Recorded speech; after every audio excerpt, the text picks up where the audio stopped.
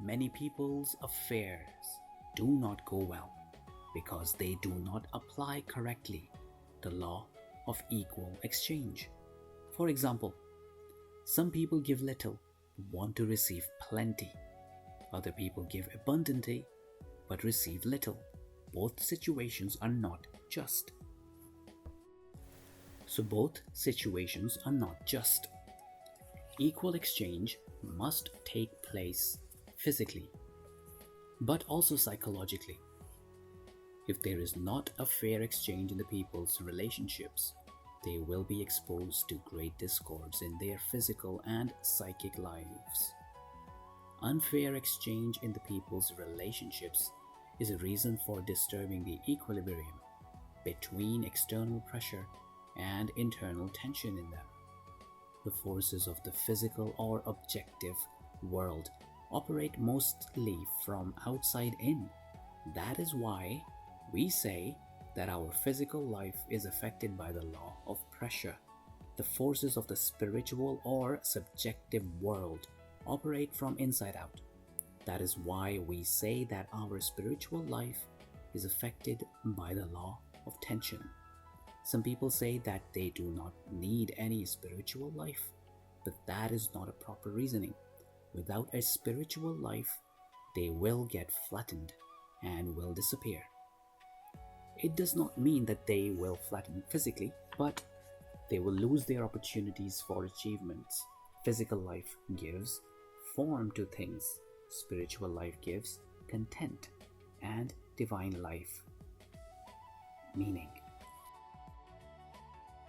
That is why a person can go neither without physical nor without spiritual or divine life. Physical life deals with the forces of pressure, spiritual life with those of tension, and divine or intelligent life regulates both forces of pressure and tension, bringing balance to life. Only when those forces are balanced, there are beneficial conditions for development. If there is fire in a half full of people, if there is fire in a hall full of people, all will try to escape. However, the wise one can foresee the fire and take precaution beforehand to prevent it. Those who cannot foresee things will panic when the fire blazes, and only then will look for water to put it out. But until then, there will be much damage and harm. The source of intelligence inside the human being can easily cope with any obstacles. Wisdom balances the forces of nature. The city of Chicago was burned in the 19th century by a fire caused by the carelessness of a citizen. The man milked his cow in the cowshed, and as it was dark, he lit a candle. Meanwhile, the cow kicked the candle, and the straw in the shed caught fire. The man could not extinguish it quickly enough, and because of the strong wind, the fire spread, seizing the neighboring. The man could not extinguish it quickly enough, and because of the strong wind, the fire spread, seizing the neighboring houses.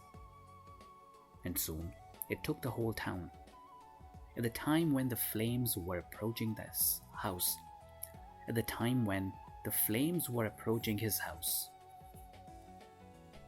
a rich banker offered a fabulous prize to anyone who would dare to enter the house and save his safe box filled with securities. Everyone refused with the words, "The fire is coming."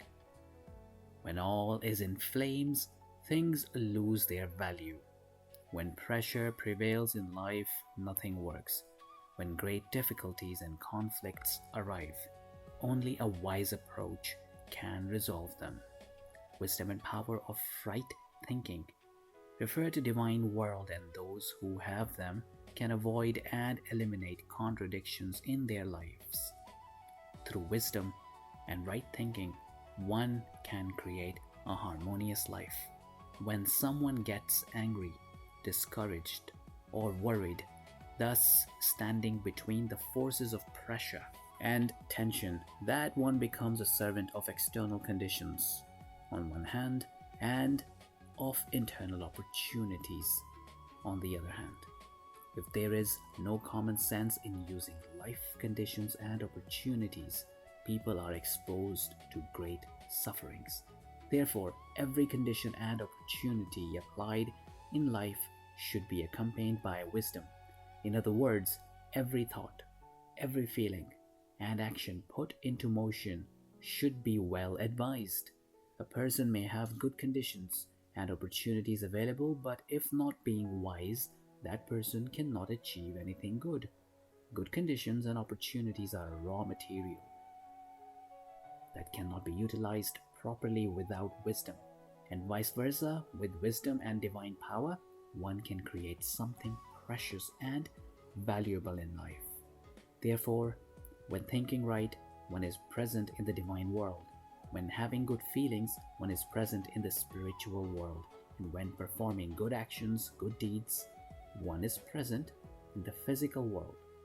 Moreover, the laws of physical world exclude and deprive of citizenship those who do not have good actions. The laws of spiritual world exclude and deprive of citizenship those who do not have good feelings, and the laws of divine world exclude and deprive of citizenship those who do not think right.